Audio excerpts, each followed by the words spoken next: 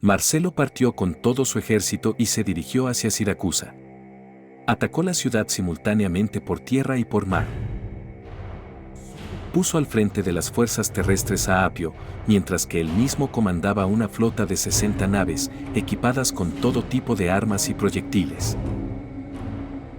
Sobre una gran plataforma, sostenida por 8 galeras unidas entre sí, colocó una poderosa máquina de asedio y la acercó a las murallas de la ciudad, confiando plenamente en la magnitud y el esplendor de su equipamiento militar, así como en su fama como célebre comandante.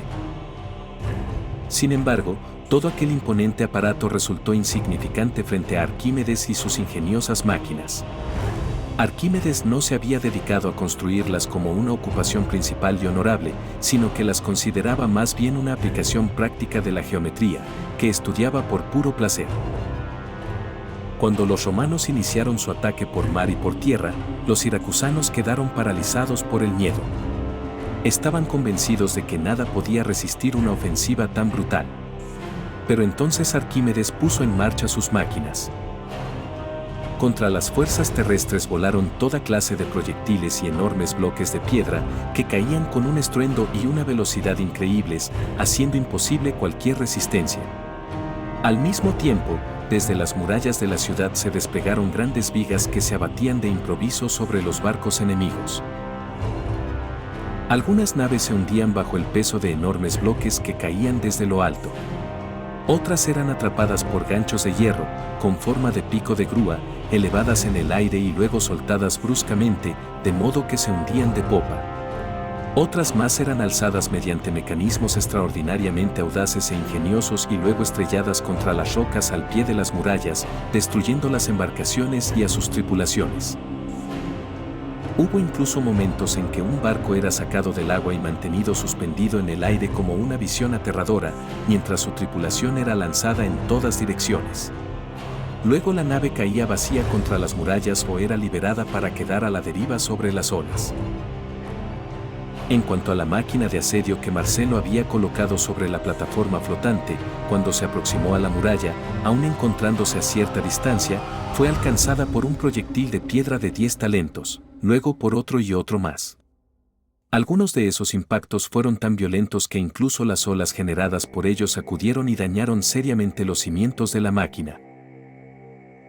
Marcelo, completamente desconcertado por aquella situación inesperada, ordenó de inmediato que sus barcos se retiraran lo más rápido posible y que las tropas terrestres se replegaran. Más tarde, en consejo de guerra, los romanos decidieron acercarse a las murallas durante la noche, suponiendo que las cuerdas utilizadas por Arquímedes para lanzar los proyectiles serían demasiado largas para resultar eficaces a corta distancia. Pero Arquímedes también había previsto eso. Había preparado con antelación máquinas ajustadas especialmente para cada distancia posible. Así, cuando los romanos se acercaron confiados, creyendo que no serían descubiertos, fueron nuevamente recibidos por una feroz lluvia de proyectiles. Enormes piedras caían casi en vertical sobre ellos, mientras desde las murallas volaban flechas desde todos los ángulos. Incapaces de soportar semejante ataque, se vieron obligados una vez más a retirarse. Marcelo logró escapar y, con un tono a la vez burlón y profundamente decepcionado con sus propios ingenieros, exclamó que dejaran de luchar contra aquel genio de la geometría, que trataba a sus barcos como si fueran simples vasos con los que sacaba agua del mar y que, con la multitud de proyectiles que lanzaba, superaba a los monstruos de 100 brazos de la mitología. En realidad, el resto de los siracusanos actuaba solo como un instrumento que ejecutaba las ideas y órdenes de Arquímedes. Él era el alma que impulsaba y dirigía todas las acciones. Todas las demás armas quedaban prácticamente inutilizadas. Las máquinas de Arquímedes eran las únicas que se utilizaban en la ciudad, tanto para la defensa como para el contraataque. Al final, los romanos se aterrorizaron tanto que cada vez que veían algo asomarse por encima de la muralla, una cuerda o un tronco, empezaban a gritar alarmados que Arquímedes volvía a apuntar con una de sus máquinas, y se daban la vuelta huyendo despavoridos. Cuando los francos abandonaron Jerusalén para conquistar las ciudades de Siria, prometieron grandes recompensas al obispo de Pisa si les prestaba ayuda. El obispo accedió a su petición e instó a otras 2 ciudades costeras a hacer lo mismo. Sin demora, equipó una flota compuesta por 900 naves, birremes, trirremes, barcos romanos y otras embarcaciones rápidas y salió a su encuentro. Dispuso parte de sus barcos para saquear las islas de Corfú, Leucade, Cefalonia y Zante. Cuando el emperador se enteró de ello, ordenó que todos los territorios bajo dominio romano aportaran naves. Mandó construir varios barcos en la propia capital imperial y realizaba inspecciones periódicas personalmente a bordo de un monorreme, instruyendo a los constructores navales y a los expertos en guerra marítima sobre cómo edificarlos.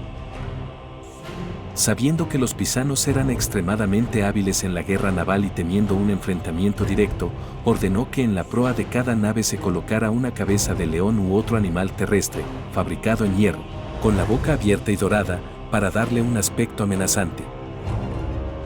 Además, el fuego griego destinado a ser lanzado contra el enemigo salía por las bocas de esas bestias, creando la aterradora ilusión de que leones y monstruos escupían llamas. Una vez que los barcos estuvieron listos, llamó al general recién llegado de Antioquía, le confió el mando de la flota y lo nombró comandante supremo. Zarparon de la capital imperial en abril y llegaron a la isla de Samos. Allí sacaron las naves a tierra para reforzarlas y hacerlas más resistentes mediante un recubrimiento de brea. Apenas los pisanos los avistaron, organizaron de inmediato su flota para el combate, preparando sus armas. Mientras la flota romana se aproximaba, el conde del Peloponeso, llamado Petrocitas, un marino muy experimentado, avanzó con su nave equipada con una sola fila de remos, cruzó rápidamente frente a las líneas pisanas y luego regresó a la flota romana. Sin embargo, los romanos evitaban un enfrentamiento naval frontal y preferían ataques rápidos e irregulares.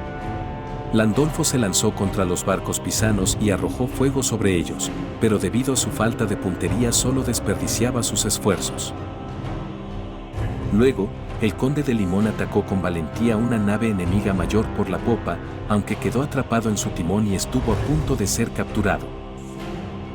No obstante, reaccionó con gran sangre fría, utilizó hábilmente su máquina incendiaria contra el enemigo, logró liberarse y consiguió incendiar con éxito otras 3 naves bárbaras, incluso más grandes que la primera. Los pisanos quedaron profundamente perturbados, sobre todo por el extraño fuego que se dirigía hacia ellos, ya que no estaban acostumbrados a ese tipo de arma. Era una llama que, en lugar de elevarse hacia arriba como era natural, se movía en cualquier dirección, hacia abajo o de costado, según la voluntad del operador. Una tormenta repentina intensificó aún más su confusión y finalmente los obligó a abandonar el lugar y retirarse. Poco después, la población local ya se dirigía hacia nosotros. Cuando por fin los vimos, observamos que llevaban enormes plumas en la cabeza, corazas de algodón y los rostros pintados de blanco, negro y rojo. Además de tambores y trompetas, portaban grandes arcos y flechas, escudos, lanzas y espadas pesadas, así como grupos de honderos y guerreros armados con bastones resistentes al fuego. La población indígena era tan numerosa que cubrió rápidamente los campos cercanos y nos atacó desde todas direcciones con la furia de perros rabiosos. Su ataque fue tan feroz y volaron tantas flechas, piedras y lanzas contra nosotros, que en un instante más de 70 de nuestros hombres resultaron heridos. Uno de ellos, llamado Saldanca, recibió una flecha en la oreja y murió en el acto. En ese momento, nuestro artillero logró sembrar un caos enorme entre los enemigos que se habían concentrado frente a nosotros, alcanzándolos con facilidad mediante el fuego de artillería. Durante todo ese tiempo, Cortés permanecía atrás con la caballería, cuya ayuda esperábamos con creciente inquietud, hasta el punto de temer que le hubiera ocurrido alguna desgracia. Nunca olvidaré los gritos y silbidos con los que los indígenas respondían a cada uno de nuestros disparos, tratando de ocultar sus pérdidas, lanzando tierra y paja al aire y produciendo un ruido ensordecedor con sus tambores, trompetas y alaridos de guerra. Justo entonces, Cortés apareció por fin, galopando con la caballería. Nuestros enemigos, absortos en atacarnos, no lo advirtieron a tiempo, lo que permitió que nuestra caballería los embistiera fácilmente por la retaguardia. Al verlos llegar, recuperamos rápidamente el ánimo y renovamos el ataque.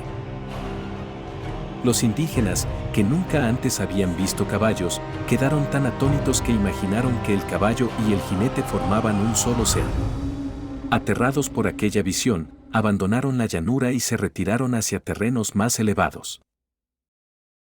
Tras la batalla, vendamos las heridas de nuestros soldados con tiras de lino, lo único de que disponíamos. Las heridas de los caballos las tratamos con grasa obtenida al derretir tejidos adiposos cortados de los cuerpos de los indígenas muertos en el combate. La mayor matanza fue causada por nuestras espadas, aunque muchos también cayeron bajo el fuego de nuestra artillería. La batalla duró aproximadamente 1 hora. Los enemigos resistieron con fiereza hasta que la caballería los golpeó de manera decisiva.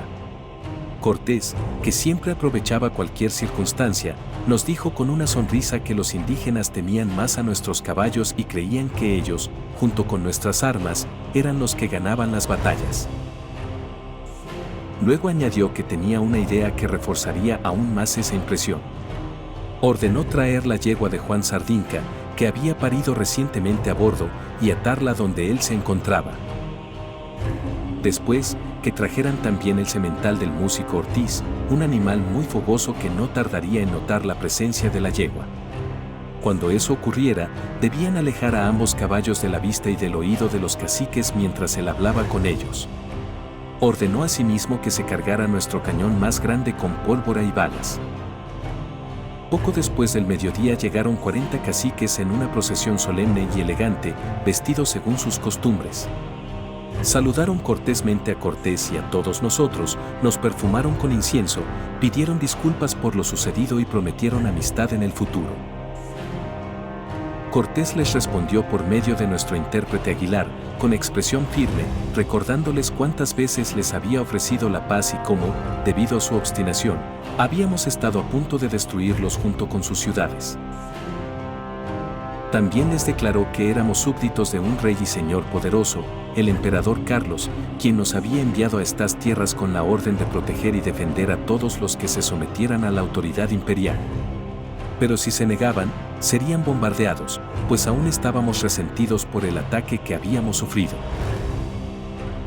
En ese instante, Cortés ordenó que se disparara nuestro cañón principal.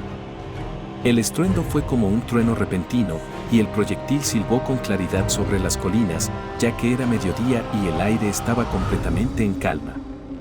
Los caciques, que nunca habían visto ni oído nada semejante, quedaron totalmente desconcertados y creyeron todo lo que Cortés les había dicho. Aguilar los tranquilizó y les aseguró que se había ordenado no causarles ningún daño. Sin embargo, en ese momento trajeron al semental y lo ataron cerca del lugar de la conversación. Al percibir la cercanía de la yegua, el animal comenzó a relinchar, a patear y a encabritarse, clavando la mirada en los indígenas. Los caciques interpretaron esos movimientos como una amenaza y quedaron profundamente alarmados. Cortés, al ver el efecto que causaba, desmontó con calma, tomó las riendas y ordenó a su sirviente que se llevara al animal. Aguilar explicó que el caballo no les haría ningún daño.